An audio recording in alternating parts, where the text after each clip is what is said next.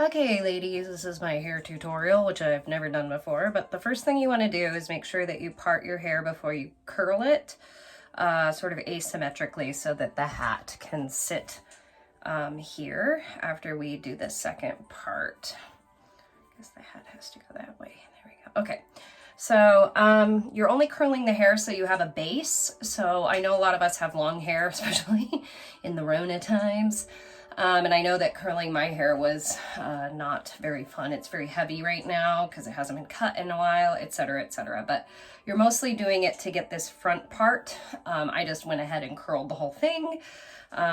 This is what we did last time, Susan and Molly, before the lady who did our hair did our hair. So then the next step is you're going to want to just kind of take a little bit. And Susan, if you want to simplify things for your hair, because I think it's the longest and the thickest, if memory serves, you might only want to curl this section and do them in parts so that it can work for you.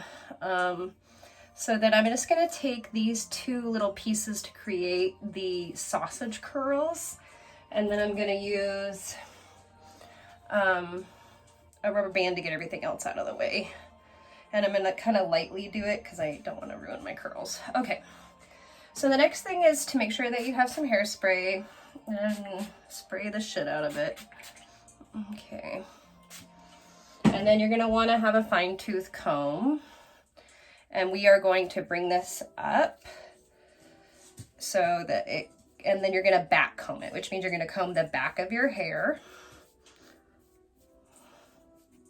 so that the front part looks nice. And I'm going to go all the way up and back comb all of it. This is just creating a base. The next step is to then curl it from behind so that you create that sausage curl.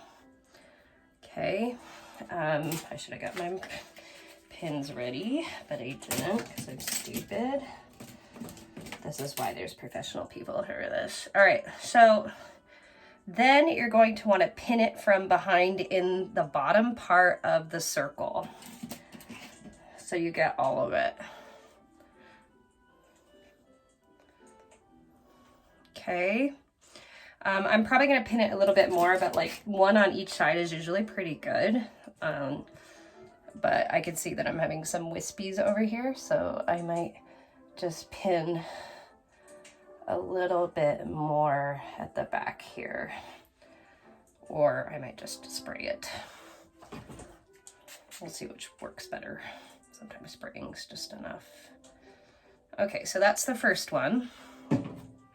And then I have this one ready to go. Same step. Get your comb, kind of get it flattened in the front here. And then you're going to back comb, you know, sort of rat it from behind all the way up to the top, so you have some structure to turn it around in. Okay. Then you're going to roll it like so.